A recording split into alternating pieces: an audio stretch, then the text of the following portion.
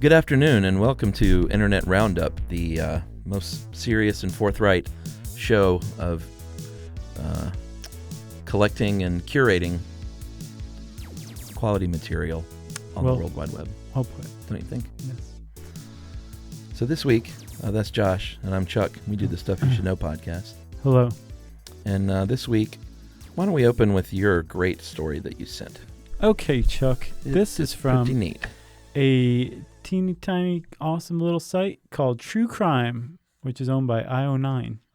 We love IO9. Own True Crime.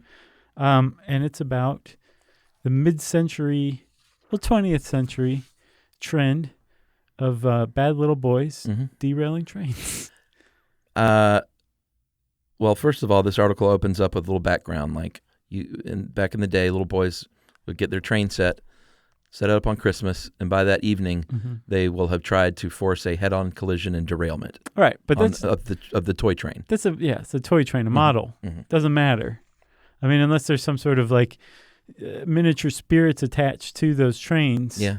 Who cares, you know? Sure. But it was practice for many boys for a long time. Because they would say, this is cool, but I want to do the real thing. Let's go figure out how to knock some trains off the tracks while they're moving. Yeah, cause derailments, real mischief. Supposedly, over 75% of all cases of track tampering, signal resetting, and barricade building were traced to children. Kids. Yeah. Trying to knock trains off their tracks. Which, I mean, really, kids seem like the likeliest population for that kind of thing. Sure. So, I mean, it makes sense. It's still very shocking. They arrested, in 1931, the Long Island Railroad arrested 326 boys in the first 4 months of the year for doing things like throwing rocks at trains, stacking things on the train tracks, firing guns at trains, stealing lanterns, waving locomotives onto different tracks. It's unbelievable, but then I realized that I used to do this. That is so bad. Here's what I did. Okay. And I don't know what it is. Clearly, it's something that makes you want to do this. Want to hurt the train. I used to go camping behind my elementary school, and there was a train 15 feet behind the campsites. And in the middle of the night when it came through, we would have rocks from the train tracks stacked up, and we would peg it with rocks, and it would spark. Oh, well, there's your answer. Pretty innocuous, I would think. Yeah, but cool. Because they're not passenger trains. These were just freight trains. Right. But we would also put the rocks on the track and think, what's going to happen? What did happen? Well, nothing. These were not like boulders. These were small rocks. Just crush them for like the nothing. homeowners. Yeah, it would crush them like nothing. I was a dummy. Right. But I had that instinct to put stuff on the track. Right. And apparently it's got to be a thing because all these boys would do it. But they would stack timbers and railroad ties. Yeah, these one kids put not only the railroad tie, they went back and put a rolled section of chain link fence on top of that, and that actually worked. And that was in Walton, Indiana in 1947, and that roll of fencing was what like you said, that's what actually worked. It let me just read this, okay?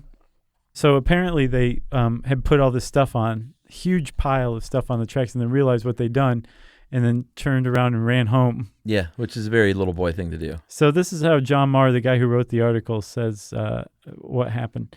That is how the young train wreckers missed the biggest show ever to play Walton, Indiana. An hour later, a passenger train hit the barrier. The train stayed on the tracks at first, but the wire was hopelessly ensnared in the locomotive's front wheels. It pushed the roll of wire along until the wire snagged the switch in the center of town. This jerked the front of the locomotive from the rails, sending it careening along the track bed and tearing up 2,000 feet of track before the rear wheels finally left the rails. The engine, now free of the track, spun around and fell over. It dragged 6 other cars with it. They crashed into a grain elevator and freight cars on nearby sidings. When the wreckage was finally cleared, the toll stood at 4 dead and 23 passengers injured. Unbelievable. Because these boys had just piled some stuff on a train track just because they wanted to derail a train. Yeah. There was another boy in 1950 in Holland, Missouri, who wanted to reenact a scene from a movie about the Dalton gang. So he got a hacksaw, sawed through a switch lock, and reset the track switch near his father's farm. and smashed the signal light so it looked like it was still set for the main track. Then he went home and went to bed. 2:30 in the morning, the Memphian from Memphis to St. Louis Express came by at 57 miles an hour. The locomotive and the tender were torn from the tracks, tumbling onto their sides and dragging 2 baggage cars with them. 2 passenger cars also derailed. And they caught the kid because people were like, yeah, I saw that kid with a hacksaw yesterday messing with the switch. Not a bright boy. They said that he was still in 7th grade, but he was 15. Oh, yeah, he should be like 12. Yeah. I was like, oh, what's the problem with that? I was like, whoa, wait a minute. So I want to just go ahead and recommend this article. It's called Choo Choo Crash Bang, the Golden Age of Juvenile Trainwrecking. But may I just read one more sentence? Yeah. John Marr is a pretty great writer, it turns out. So he's talking about how, like, when you rig the switch so that the train careens off onto a sudden curve. Imagine the look on the engineer's face when his train, traveling at full speed, took a sudden, unexpected detour onto a siding. Well, that was a Kodak moment in anyone's book. Well written, John Marr. Kodak moment. When was this written? Well, I mean, he's hitting that mid-century thing. Yeah. Instead of saying, boy, that's a JPEG if I ever saw one. All right, so we'll transition to this very clumsily. Yeah. China opened up a glass-bottom bridge in Shinuzai Park. That's how I'm going to pronounce it. I can't look. Shinuzai?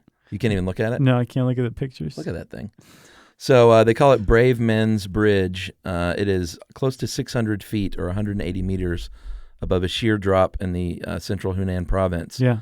And this is the latest of a bunch that they've been building in China.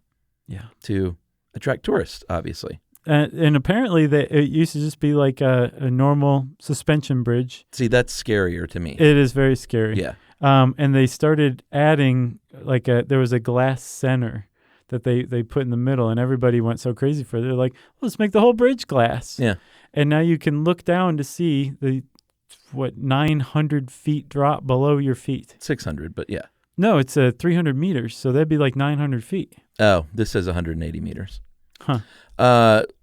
At any rate, that's awfully high. And to me, the glass part isn't what's so scary. I think that's kind of neat. Just looking at this thing, this suspension bridge over this gorge is frightening. Yeah, right. I would never, ever do it. Sure. I'm sorry, I had it wrong. The one that's under construction elsewhere, the Zhangjiajie Grand Canyon Bridge, will cover a 900 feet drop. I don't think I could tell a difference between 600 and 900 feet anyway. I know. It would just be a couple more unconscious. Terrifying seconds of falling to my death. So it's pretty awesome, I agree, but it's just mind-numbingly scary. Yeah, the Grand Canyon has their little glass lookout now. It's sort of all the rage now. To do it. Yumi and I went to one in Vancouver. Yeah. They have one that's really scary but neat. It's not glass. Although, no, there was one part that was glass, like a little walkway. Yeah? Yeah, it was pretty scary. No, thank you. No. I avoid suspension bridges, although it's clearly way safer now than it was when it was the previous wooden version, I would imagine. Yeah. Or the rope version. The what? Oh, sure. Or the vine version even before that. Yeah, from the Inca. Some gorges you just weren't meant to cross is my old saying. That is a good saying. All right, well, we have nothing else for this week, so tune in next week to get enlightened even further on the goings-on the internet. Good day.